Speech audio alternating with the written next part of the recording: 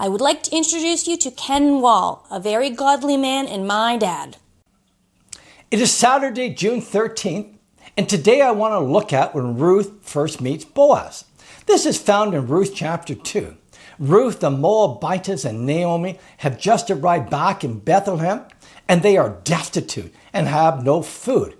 I want you to remember that in their lives and in your life, always remember that God doesn't leave us in hard times.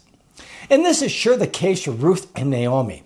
The barley harvest had just started, and Ruth says in verse 2, "Let me go to the fields and pick up the leftover grain behind anyone in whose eyes I find favor." So off she goes and arbitrarily enters his field and begins to pick up some of the grain left behind from the harvesters. But there was nothing arbitrary in her picking this field. It was truly divine providence.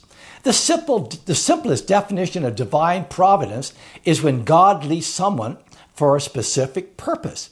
And in the case of Ruth, God specifically led her to this particular field as this inconsequential event was going to change the history of the world forever. God was also showing Ruth Hesed love, which is an overwhelming part of God's character. This Hebrew word Hesed has been used some 250 times in the Old Testament, and it stands for the steadfast, loyal, and the faithful love of God. For Ruth, God was working behind the scenes to show his Hesed love to her by directing Ruth to this particular field. In verse 3, we read that she happens to come to the field belonging to Boaz. In the New American Standard Bible, it says that she chanced upon a chance when she came to the field of Boaz. But it was definitely not chance.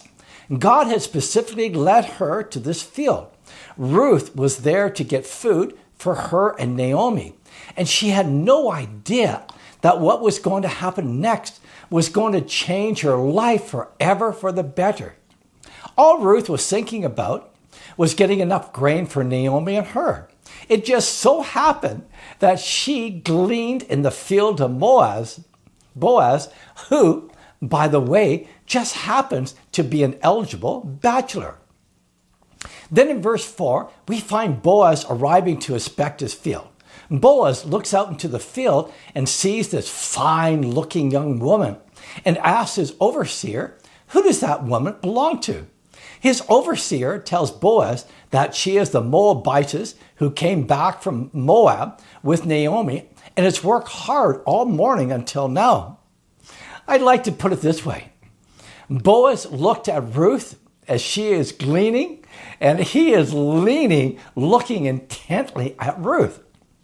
Boaz is thinking that she is beautiful, and oh, that girl looks nice. When Boaz asks the overseer, "Who does that woman belong to?" he is asking if she is not married and available. By the way, you can be very spiritual and have romantic thoughts. They actually can coexist. You can look while you're involved with all sorts of spiritual things. Boaz, the spiritually minded guy that he is, sees Boaz working so very hard, and Boaz is instantly infatuated with her. We see this as in verse 7, "So Boaz said to Ruth, 'My daughter, listen to me. Don't go and glean in another field, and don't go away from here. Stay here with the women who work for me. Watch the field where the men are harvesting and follow after the women. I have told the men not to lay a hand on you, and whenever you are thirsty, get a drink from the water jars the men have filled.'" In other words, he is telling his men to keep your hands off my future wife. You may think that this is a stretch about him thinking immediately about Ruth being his future wife. But from my first date with Darlene, I knew I was going to marry her. And another friend of mine named Dave, from the moment he met this woman named Anne, knew he was going to marry her and did indeed do so. Now let me tell you about a remarkable wife to be. As in verse 10 it says, at this, she bowed down with her face to the ground. She asked him, why have I found such favor in your eyes that you notice me, a foreigner? I have often kidded Darlene, the love of my life, by asking her to do what Ruth just did. But she only walks away and mutters something about me being nuts. But I do try. Anyways, Boaz, besides seeing beauty in Ruth, he sees her character, as stated in verses 11 and 12. Boaz replied, I have been told all about what you have done for your mother-in-law since the death of your husband, how you left your father and mother and your homeland and came to live with a people you did not know before. May the Lord repay you for what you have done. May you be richly rewarded by the Lord, the God of Israel, under whose wings you have come to take refuge.